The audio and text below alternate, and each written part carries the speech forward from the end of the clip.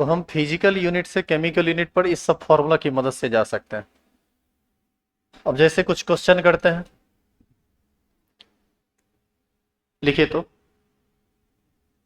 जैसे हम आपसे बोले 36 ग्राम H2O, ये कितना मोल होगा। अभी हम इस पर क्वेश्चन नहीं करेंगे क्योंकि आप इक्विवेलेंट वेट नहीं जानते हैं, लेकिन ये तो जानते हैं। बताइए तो क्या आंसर आएगा, बोलिए। 36 बाई कितना, फॉर्मूला भी तुरंत आप पढ़े हैं ना। मोल बराबर होता है वेट बटा मॉलिक्यूलर वेट। देखो फॉर्मूला वेट कहें उसी के अंतर्गत तीन चीज आता है, पिछला दिन बताए थे, आयनिक वेट, मॉलिक्यूलर वेट और एटॉमिक वेट। नहीं नहीं बोले थे पिछला दिन।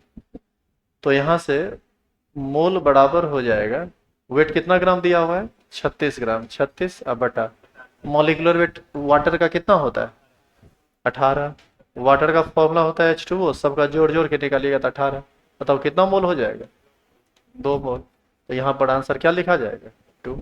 इस तरह का आप कुछ क्वेश्चन कर लीजिए तो आपको ग्राम और मोल में दिक्कत नहीं रह जाएगा। और ये बहुत ज़्यादा जरूरी है कि आपको ग्राम को मोल में बदलने आता है या नहीं, या मोल को ग्राम में बदलने आता है या नहीं। ये बहुत ज़्यादा इम्पोर्टेंट।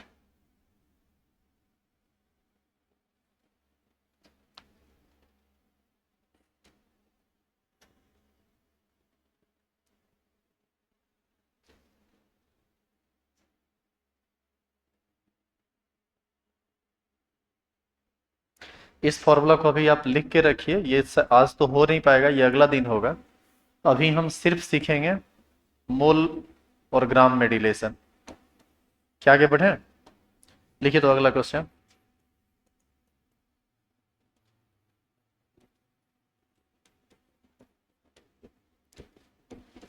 12 मोल NaOH कितना ग्राम होगा, इसको आप निकालिए तो खुद से। सेम उसी रिलेशन से ये क्वेश्चन बनेगा, कुछ अलग नहीं है इसमें। वही लगाइए फॉर्मूला। मोल बराबर होता है वेट बटा मॉलिक्यूलर वेट। किसी काम को करने में ज्यादा तेज धड़फड़ी में गलती करने का कोशिश नहीं करेंगे। 180 शायद नहीं होगा इसका आंसर, एक बार फिर से ट्राई। 480, ठीक है, देख लेते हैं। यदि आप इतना मोल को ग्राम में बदलना चाहते हैं तो सबसे पहले NaOH का मॉलिक्यूलर वेट पता होना चाहिए। आप जोड़ लीजिए, NaOH, सोडियम, ऑक्सीजन और हाइड्रोजन, 3 एटम है इसमें। सोडियम का एटॉमिक मास कितना होता है, 23। ऑक्सीजन का 16 और हाइड्रोजन का 1। आप इसको जोड़िएगा तो कितना आएगा, 40। यानी यहां से मोल का वैल्यू दिया हुआ है कितना, 12। वेट चाहिए हमको और मॉलिक्यूलर वेट होता है 40। तो वेट बराबर क्या हो जाएगा, 12 × 40 ग्राम। तो 40 × 10 करेंगे 400, गुना 80, हाँ सही है, इसका आंसर होगा 480 ग्राम। क्या कोई परेशानी है, तो क्या इस तरह का क्वेश्चन कर नहीं लेंगे आप। एक दो और कर लीजिए, फिर थोड़ा इसमें उलझा हुआ क्वेश्चन देंगे, उसको बना लीजिए। देखो केमिस्ट्री का जो बेसिक नीड है ना, वो हम आपको बता रहे हैं। एक तरफ से हम अभी नहीं पढ़ा रहे क्योंकि एक तरफ से पढ़ाने में फिर 4 महीने का समय लगेगा, जो कि बहुत ज़्यादा हो जाएगा। तो आप मैक्सिमम चीज़ों को, बस जो कंसेप्चुअल चीज़ है उसको आप बस ग्रिप में ले लीजिए, ताकि आप आगे की भाषा को समझ सकें, आगे की बात को समझ सकें। क्या यहाँ तक समझ में आया सबको।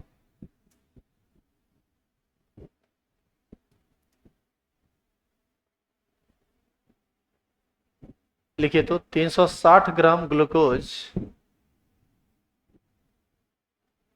कितना मोल होगा। 360 ग्राम ग्लूकोज कितना मोल होगा, ये अगला क्वेश्चन है आपका।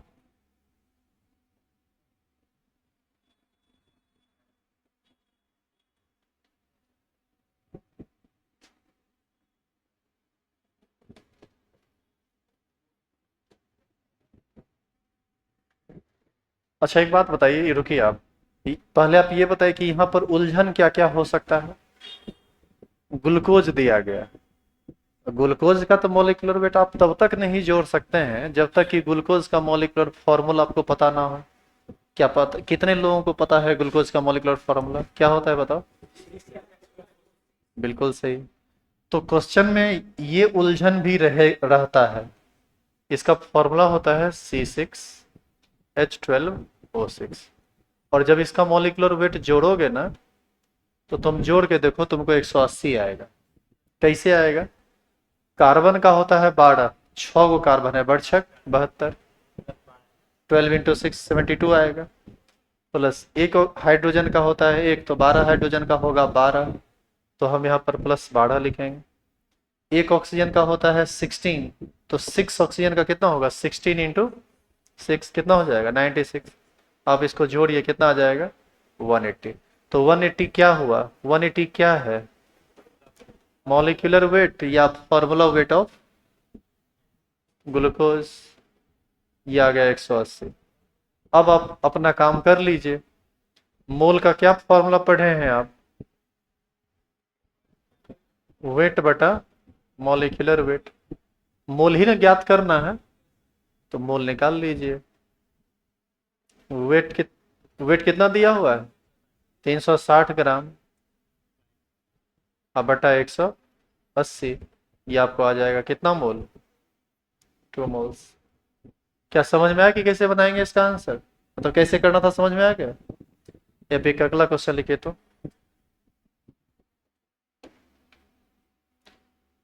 अब से बन रहा है।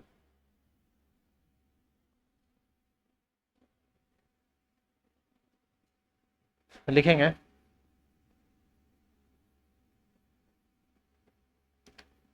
Calculate mass of oxygen in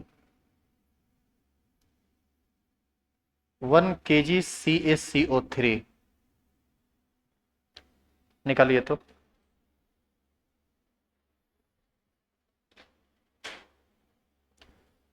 calculate mass of oxygen in 1 kg CaCO3।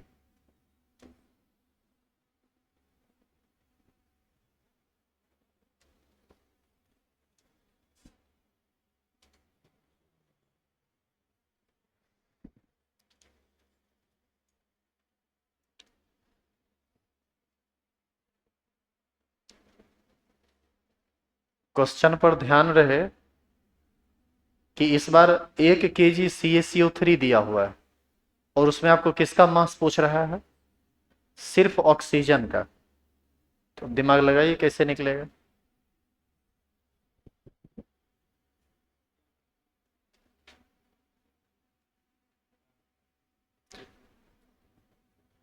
एक चीज सुनो, पहले आप ये बताइए कितने लोगों को लगता है कि क्वेश्चन बन जाएगा आपसे। कैसे बनेगा उसका प्लानिंग प्रॉपर कीजिए। पहले देखो, किसी भी क्वेश्चन को बनाना शुरू नहीं कीजिए, प्लानिंग कीजिए कि इसके अंतर्गत हमको क्या क्या करना पड़ेगा। 1 मिनट सुनेंगे आप। पहले आप लिखिए सी, रुक जाइए मत लिखिए, आप कुछ मत बनाइए, आप इधर देखिए। हम भी बना नहीं रहे, हम आपको एक तरीका बस बता रहे हैं। CaCO3, आप ये बताओ, CaCO3 का नाम है कैल्शियम कार्बोनेट।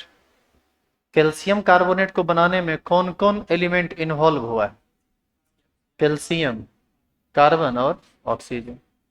इसका मतलब है कि यदि आप 1 kg CaCO3 लीजिएगा, तो उसमें कुछ हिस्सा कैल्शियम का होगा, कुछ हिस्सा ऑक्सीजन का होगा और कुछ हिस्सा कार्बन का होगा। तो आपसे कौन सा हिस्सा पूछा जा रहा है, ऑक्सीजन वाला। Mass of only oxygen element in 1 kg of CaCO3। तो ये बात तब पता चलेगा जब हमको एक रिलेशन पता हो। जैसे पहले आप इसका मॉलिक्यूलर वेट जोड़िए, तो कैल्शियम, कार्बन और ऑक्सीजन, यही 3 एलिमेंट मिलकर बनाया है CaCO3। तो बताओ कैल्शियम का कितना एटॉमिक मास 40 होता है, 12।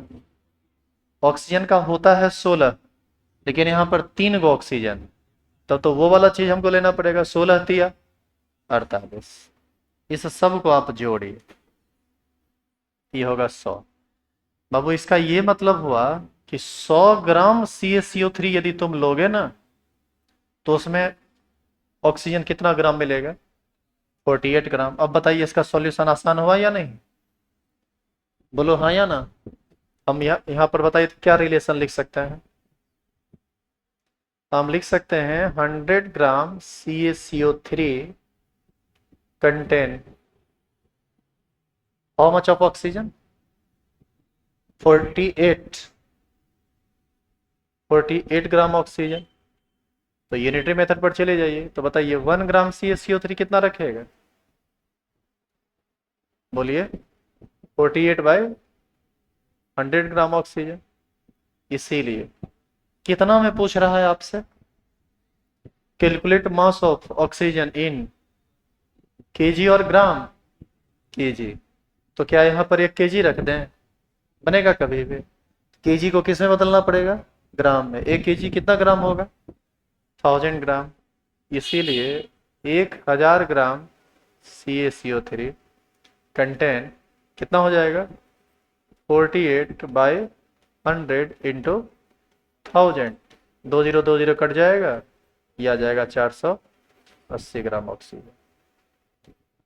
समझ में आया कैसे बनेगा ये? तो इस तरह से क्वेश्चन को बनाना होता है। लिख लीजिए। तो आपकी समझ, हम ये कह रहे हैं कि आपकी समझ इतनी होनी चाहिए कि आपको ये रिलेशन खुद से लिखना आना चाहिए, और जब वो रिलेशन आ जाएगा तो बाकी काम तो हो ही जाएगा। क्या? इसी टाइप का एक और क्वेश्चन आप बनाइए।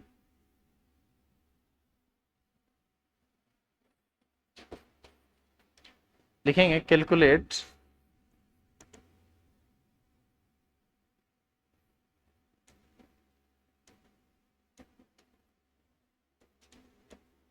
Percentage mass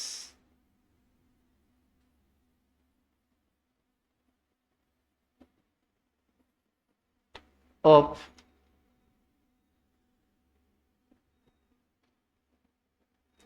sulphur in H2SO4. Calculate percentage mass of sulfur in H2SO4.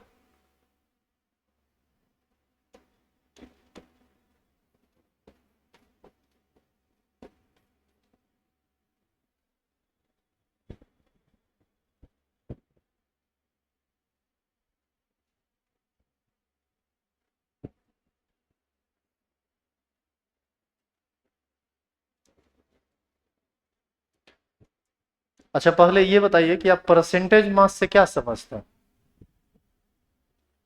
Verbally आप समझा दीजिए कि परसेंटेज मास का क्या मतलब होता है। जैसे मान लीजिए कि आपको 10th में 80% नंबर आया। आपसे कोई पूछा कि आपको 10th में कितना नंबर आया, आपने कहा है 80%। सामने वाला क्या समझेगा? सामने वाला यही समझेगा ना कि यदि 100 नंबर का एग्जाम हुआ होगा तो आपको उसमें कितना नंबर आया? 80। इसका मतलब 200 का हुआ होगा तो 160, 300 का हुआ होगा तो 240, 400 का हुआ होगा तो 320, 500 का हुआ होगा तो 400।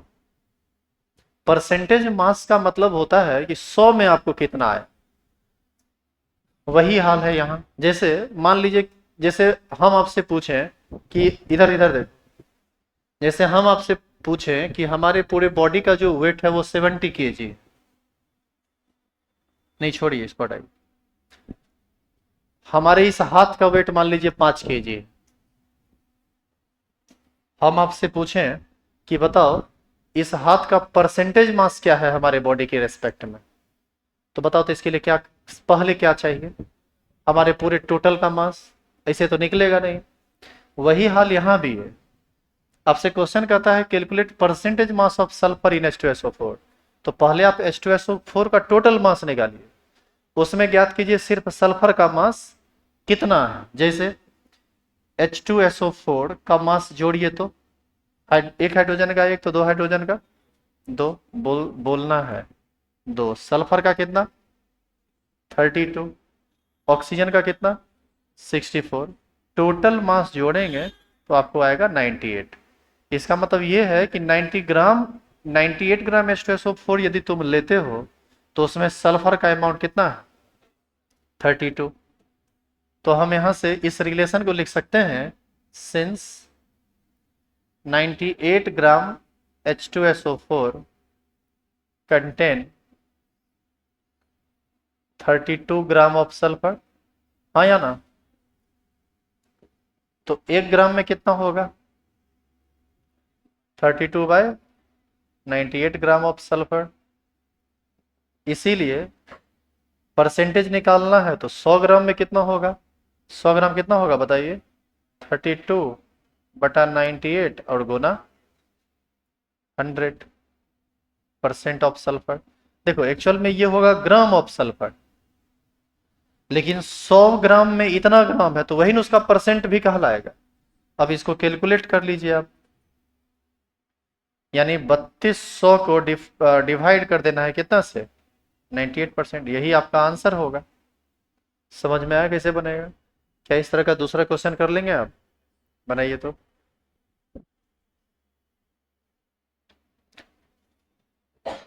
अच्छा 1 मिनट रुको, तो इधर सुनो तो। इसी क्वेश्चन में, सेम क्वेश्चन में हम आपसे पूछते हैं calculate percentage mass of oxygen in H2SO4, क्या करते आप? कहां पर रिलेशन चेंज करता? 98 gram of H2SO4 contain 32 gram of sulphur, यहाँ सल्फर की जगह 32 था। आप ऑक्सीजन लिए हैं तो ऑक्सीजन लेंगे तो यहाँ कितना लेंगे? 64। 1 ग्राम में 64/98, फिर 100 ग्राम में 64/98 इंटू 100, यानी 64/98% हो जाता है। तो यही काम करना है परसेंटेज अमाउंट निकालने के लिए। एक क्वेश्चन बनाइए फिर छोड़ देंगे। तो इस तरह से आपको मोल, ग्राम, किलोग्राम समझ में आया। अगला दिन हम सीखेंगे इक्विवेलेंट वेट, ताकि हम ग्राम को ग्राम इक्विवेलेंट में बदल सकें। और बाबू हम एक बार फिर से आपको बोल रहे हैं कि ग्राम को मोल में बदलना, मोल को ग्राम में बदलना, ये सब चुटकी में होना चाहिए, तब आप केमिस्ट्री सीख सकते हैं। ग्राम को ग्राम इक्विवेलेंट में बदलना, ग्राम इक्विवेलेंट को ग्राम में बदलना, ये सब हर हाल में आना ही चाहिए आपको, चाहे आप यहाँ पढ़ें या ना पढ़ें। कहीं भी पढ़ें, आपको बेसिक नीड है इस चीज की, तभी केमिस्ट्री हो पाएगा, अन्यथा नहीं कर पाएंगे आप।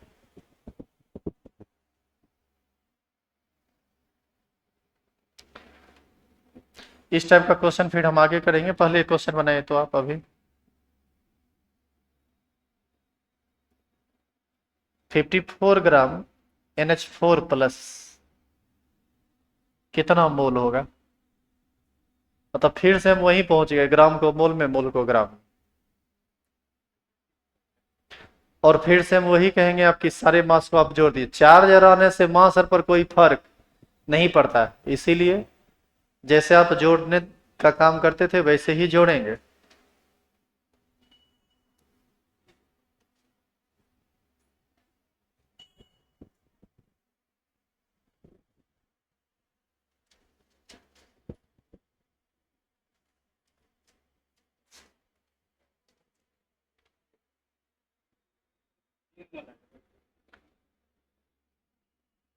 सबसे पहले इसका फॉर्मूला वेट निकाल लीजिए।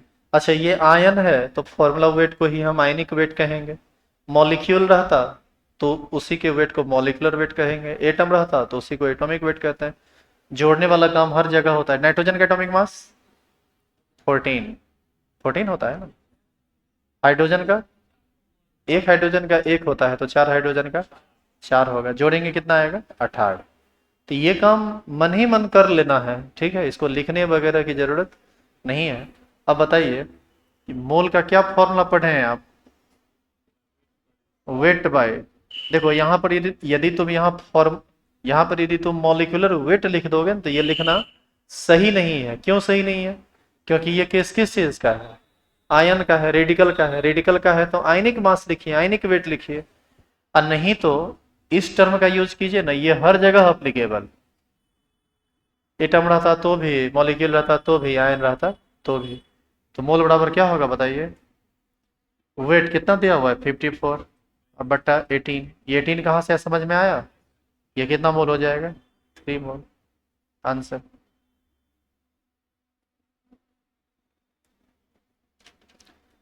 मतलब कोई दिक्कत है क्या?